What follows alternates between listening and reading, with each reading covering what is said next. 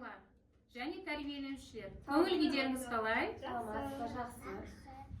Бүгін біз асық туралы көптеген нәрселер білеміз, е? Білгілерің келе ме, балалар? Иә. Асық дегеніміз не?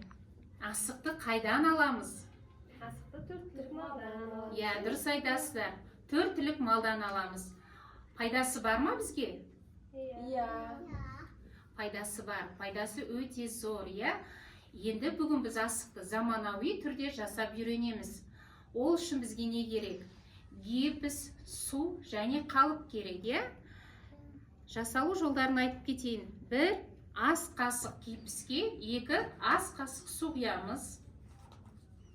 1 ас қасық гипске. Енді таяқшамен үздіксіз араластырамыз. Кесеп қалып қоймау керек.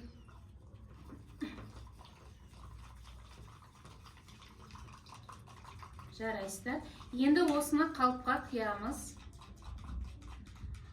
Гипсіміз жалпы қату үшін 15-20 минут уақыт аралық керек, е? Гипсіміз қатқанша балаларымыз алдымыздағы кепкен асықпен бояй беруге болады. Қане? Аянат, Мирас, өздеріне ұнайтын түспен бояп шығыңдар.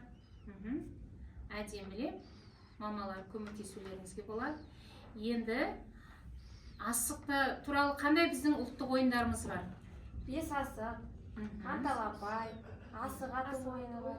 Иә, өте көп деген, айта берсек, асықпен көптеген дүниелер істеуге болады, е?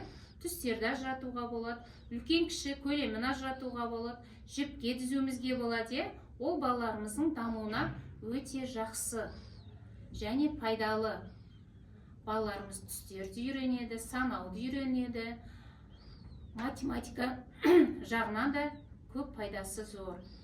Енді қорыта кетсек, асық ойындары баланың ойлау қабілетін дамытады, адамның тез тіл табысып, топтасып, ойнап үйретеді,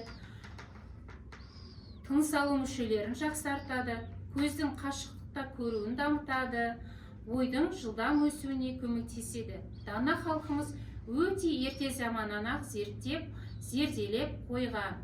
Сондықтан да қай жағынан да алып қарасақ та пайдасы бар ұлттық құндылығымызды жоғалтпай, түп нұсқасын сақтай отырып, жаңарту үлгіде ұрпағымызға ұсынайық.